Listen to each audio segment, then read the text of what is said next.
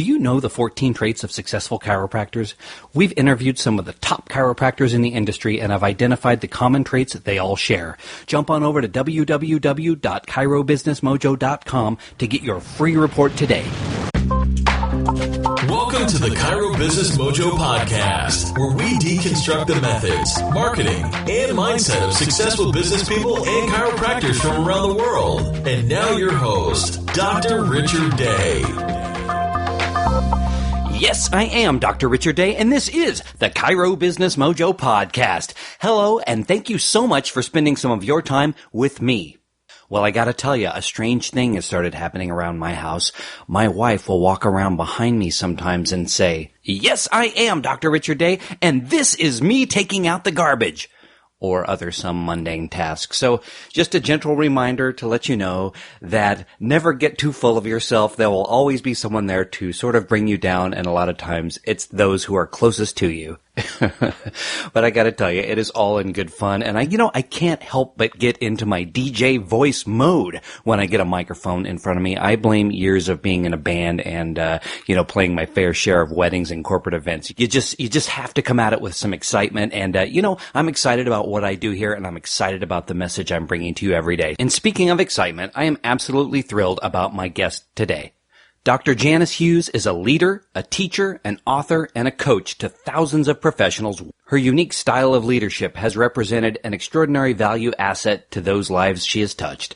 Over the course of her career, she's been a senior coach and consultant to the Master Circle, a director of practice leadership at Palmer College of Chiropractic, vice president of the Ontario Chiropractic Association. She's also provided personal and professional coaching services for WowCoach.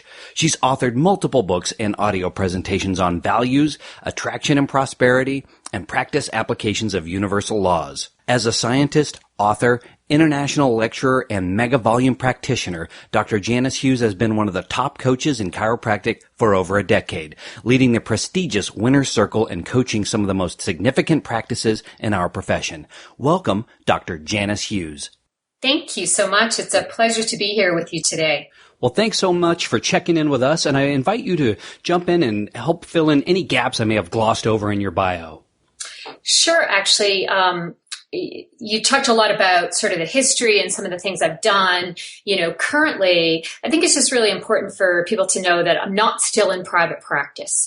And, what I focus on now are a lot of other different projects, even than, say, one-on-one coaching.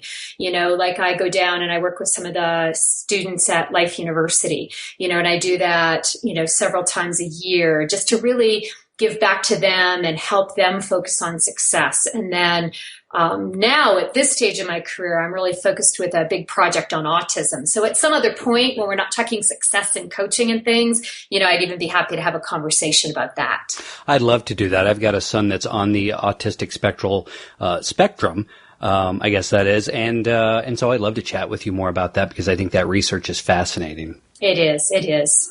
Well, you have achieved great heights in the chiropractic profession, and we all graduate with that same piece of paper, but we all head different directions, it seems, and we have various levels of success. Please share with us some of the high points you've had in your career along the way. Well, I think a key thing that I can now, being a little bit older in the profession, sort of look back, like, isn't it always interesting? They always say, hindsight's 20/20. That what I feel my real success was literally allowing myself multiple transitions. And what I mean by that is just how I mentioned, I left private practice, and, there's a lot of learning and growth that has to go along with that, especially because I then wanted to do other projects and things. And my personality, it was just really smart and wise for me then to sell my practice. I've had multiple transitions since then, but one of the, I'll call it words or key pieces, if I can say, for myself, and it's based on my mentors and my own coaches and people around me, I was really able to focus a lot on my values. And values, the clearer you get on them, it's like they're your fingerprint. And, I got clearer and clearer to specialize and focused on the things that mattered the most to me. So even one thing, a lot of people said there was a point where I was speaking all over and teaching all over in the profession. And a lot of people wondered why I was suddenly stopping or changing that. And again, it was another transition for me. And that transition came because at that point I traveled and I was speaking and I was coaching. And one of the things that I found is I was getting a little frazzled on the home front. And my kids, I have 3 sons, fabulous husband. And it just came to a point where it's like I recognized I needed to practice what I preached. And so the leaving or the not speaking as much, it's not like I went away. I haven't altered anything. If anything, it was me just putting more priority one year and saying, what are my top 2 or 3 goals? And it suddenly became my kids and the phases and ages that they were at. So, again, you can see it's a blend for me. I think that, my greatest high points or success has been clarity of my values and then allowing myself to create different transitions in my career. So when it comes to these transitions you have, I certainly understand the one driven by family, but had you planned on practicing for a short period of time and then branching out, or did you sort of ride a wave of things that happened in your life and then, follow those to where their logical end was? That's a great question because it was absolutely just following a wave. Before I got into chiropractic, I come from a very much more medical oriented background. I have a master's degree in somatic cell genetics and, so that more traditional medical and did the 180 into chiropractic. And so had no intentions of only practicing for 14 or 15 years.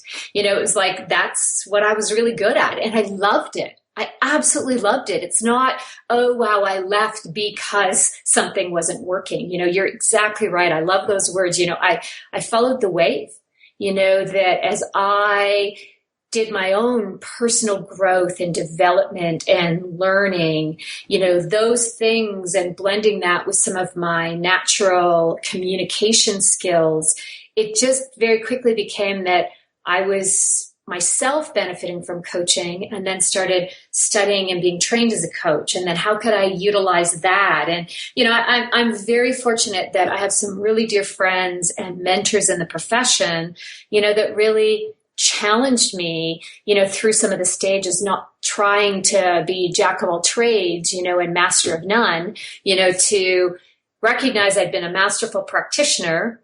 And then how could I take those same focus and emphasis on mastery into coaching and speaking and these other things? Well, I'm always interested in that because, like I said, our paths are so varied. And, some people have a plan from day one and others sort of see where it takes them and they never know what's around the corner. So it's exciting to look at everything you've done in your career and hear that wasn't part of a grand plan. It just sort of happened. Yeah, and it's interesting. John DeMartini was a fabulous mentor of mine, really young and early in my career. And, he really taught us all obviously about, our purpose and a big vision. And I used to tease because some people out there may be in the same boat I was where, John would talk about his vision for 10 and 20 and 30 years down the road. And I'd think, wow, I kind of have this idea or scheme for the end of the year, but I'm still trying to figure out what I'm going to eat for dinner next week. And, so for me, it wasn't that I didn't have a bigger vision. It just wasn't as crystal clear as some of those fabulous mentors. And, but as I allowed myself to still live on purpose and really focus on these things that we call success principles, it's like then that allowed me to ride that wave that you're describing, but in a really like soulful and purpose-driven way. Well, you touched on what you're involved in now in terms of autism, but what else is exciting you today about what you're involved in today? Well, I just think that it's so key that we talk to more and more chiropractors about success, life success, but also business success. And it's interesting because you're talking about that chiro business mojo. And, I think that all too often, a lot of chiropractors forget or have been led down a path that, well, it's not about business, be a fabulous adjuster and all else follows. And personally, what I find is that there's just not enough emphasis on business, success in the business. It is the business of chiropractic. And I'm incredibly philosophical. Please know that for me, that's a given, but then how do you blend that with business and business rules and success? And so part of why I go back to life, and I'm sure it's overwhelming for them, because they're at a stage it's, well, how do I pass my boards? But I'm hopeful that in instilling a little bit about business and finances, that it helps young practitioners get a footing sooner. And then one of the things I've learned through our autism project, my involvement, we're a biotech company, dealing with phase 3 clinical trials in autism, and we're private. And so one key role of mine over the last 7 or 8 years has been to basically raise our funds for all the research and work that we do. And the shocking part for me was that I had this fabulous network within chiropractic, and most chiropractors could not afford to invest in us, even in the early stages, let alone now that we're much more developed. But it's interesting, so my chiropractic love, the philosophical people I was around, a lot of them, it's a blend of the finances and even their success was about building this great life, and yet some of them were building a lifestyle. And, so there's a lot of misconceptions around this business piece. And so that was a real wake up for me, and one of the key pieces that I'm really passionate about now in the profession is I'd like to bring more of that financial leadership, financial, literacy from a values-based into chiropractic. I love where you're going with that because you and I are very much on the same page. That's the purpose of this podcast, is to really touch on some of the business side of things that are missing out there. I had a conversation with my wife just the other day, and I said, wouldn't it be great if there was a little bubble that automatically popped up after the word, let's say, what do you want to be when you grow up? I want to be an artist. Oh, you want to be in the art business? Or whatever it is, because there are so many things where we don't often think of them that there is a business to it unless you just want to do it for fun. And chiropractic is no different. If you want to practice for free, you can, but if you want to feed your family and earn a living, then that's another hat you're going to wear. And that's a separate and distinct discipline from being an adjuster or a chiropractor. So yeah, and I think that both hands go together. I call it the business hand and the adjusting, philosophical, principled hand. And one of the things I know my era, a lot of people, would be, well, if someone's doing too well, there must be something shady going on. And, it's like, wait a minute, how can we embrace? And I used to say to a lot of the docs that I would, coach when I was part of the master circle, may you do so well and so well financially that you can give back, that you give to others.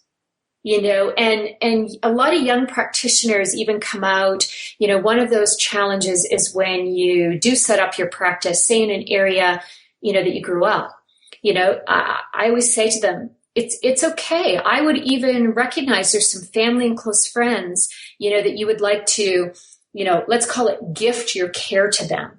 Yet what I would do is I would pull them all in for a group, basically like mini report at the very beginning of my practice. And I would talk to them and I'd have them understand chiropractic. Then I would say to them, my gift to you is that I would love to look after your nervous system. Now, one of the things that I'm going to do is have you sign an agreement with me about that. So for the exchange of your care, and I would list things out like that they multiple schedule their appointments, that if they have to miss or change, that's a 24-hour notice, that they tell others, that they bring other people, that they help me come up with wonderful places to give talks and share my knowledge. These are all great ideas. I think that maybe that approach isn't used widely enough. I know especially when someone's first starting a practice, there are so many things to do that maybe working out the details on those would be a good idea, because you definitely are going to see your family and friends, and those folks are going to be your first patients.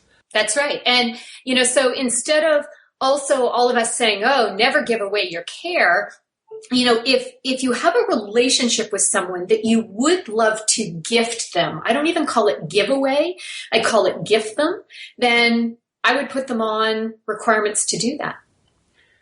Well, let's talk. Oh, I'm sorry. Go ahead. No, go ahead. Well, let's talk for a moment about the chiropractic profession. It's undergone a lot of change here recently with insurance and Obamacare and things like that. Let's say Dr. Janice Hughes has access to a time machine and she sets the controls and pops out 10 years from now. Where do you think, when you look around, what is the state of chiropractic 10 years from now? If we embrace the opportunities and the business opportunities in front of us, the future is so bright. Meaning that we have this unbelievable service commodity. More and more people are turning to that. If you look at physicians' practices alone, there's a lot of practitioners that have gone into, say, a small group where you pay a fee for access into their network, and their focus is, keeping you healthy, keeping you well. There's all these trends in healthcare that to me are just showing this idea of how do you take charge and responsibility, for your health, for your wellness? What does that look like? How do we define that? And us being a really critical part of that conversation. Well, let's drill down into the specifics of running a practice. And we touched on this a little bit, but, you've coached a lot of folks out there. I'm sure that you see a lot of trends. What are some of the common traits you've seen and the folks that are struggling? Again, a really good question, because, we're obviously all different and unique, and yet trends is a key word you're describing. And one of the pieces, I'll call it, is, that sense of being alone, or, a lot of struggling practitioners, it's almost like they come out of school and they've got those excellent skills, and yet you open up your doors or you put your shingle up and, people aren't just naturally beating that door down. And so I find what tends to happen is sometimes instead of turning outward, they become very insulated, very alone, almost some shame in that. I had all this success in school, and what do you mean I can't figure this out? Then unfortunately, I find that some of the young practitioners that do reach out for help, get doors or phones slammed down in their ear. And I can even give that example. My husband and I both are chiropractors and had two different practices up in Canada. And we used to tease that we could either have a marriage or we could have a practice together, just based on our personalities. And so as we were leaving and came down to the U.S., we spent a year in Iowa where I was doing some work with Dr. Riekman at Palmer. But then as we came out here to Colorado, one of the things for me, there was a lot of chiropractors out here, and I wasn't going to go into private practice, but my husband was again. And so I said, well, let's call up a couple of these great chiropractors. And shocking, because now remember that my husband at that point had been in practice just about 20 years. And when he called the chiropractor's practice, the CA on the phone, the assistant, was basically saying, no, the doctor's not available to speak with you.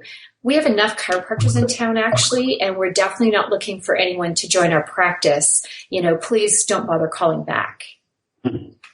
Now, that was us all these years in practice. Now, how is that for a young practitioner, though? Because then someone who finally did reach out for some help or support or thinks that they're going to join a network in the town they're in, sometimes those doors are slammed in their face.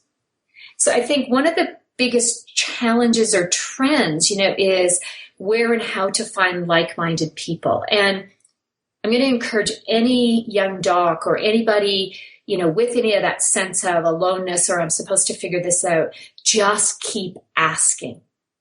Ask until you find those very open people, because they're there, and that's the beauty of the networks I've been involved with and the different people I've coached over the years. And some of them now go on and have their own coaching, groups. But there are just a lot of people that are willing to say, yeah, how can I help you?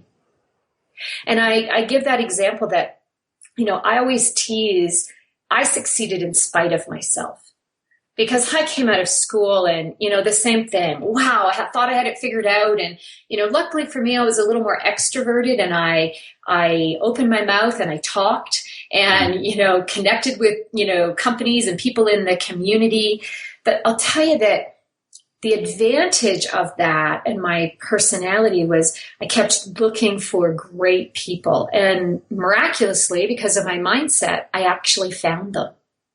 I found other practitioners that have been in practice for 5 or 10 or 20 years, or people that coached and mentored. And, there are a lot of great people out there. So I think, really that encouragement, the coach in me always says, what's your action step? It's to ask, reach out. I'll make sure that anybody listening, I'll make sure you have my email, and contact information, because for me, it's all about how do we create more success with the young people and or anyone out there feeling like that they are alone and struggling. Well, you said a word that comes up a lot, and that is mindset. When it comes to the traits common among the successful chiropractors, would you say it's mindset primarily? I think it's definitely mindset blended with tenacity. Mindset and willing to work on it, because we all have that negative self-talk. We all have that little monkey sitting on our shoulder, going, no, really? Who do you think you are? Oh, you can't do that. Or no way are you going to succeed with that. The distinction is that we all have it. The successful people just recognize, I'm going to go about doing this anyway, and there's the power of affirmations. The one tool that I can say to everybody listening, I think our lives change when we really embrace affirmations. And I mean affirmations like in the moment, short, sweet, even when those negative thoughts are hitting, it could be saying to yourself, well, who the heck taught me that? I don't choose to listen to that right now. That thought can hit tomorrow, but right now, here's what I'm going to focus on. And that kind of in the moment affirmations, changing your habits, changing your patterns, that's a tool, because I see that for successful people, they've had those same self-doubts or that same negative self-talk. They start to figure out the simple action steps to control it. And then they just blend with that, some people listening might call it the chutzpah, the tenacity, the willingness to take action. And so I think it's the two. I think if we were all really, really super evolved beings, I think we could be like a monk and sit up on the mountaintop and meditate and have that level of control of the mind. But I have yet in my own life, or for many of us, to see us at that level. So for me, it's how do we tap into that and work on that mindset and structure and discipline around it?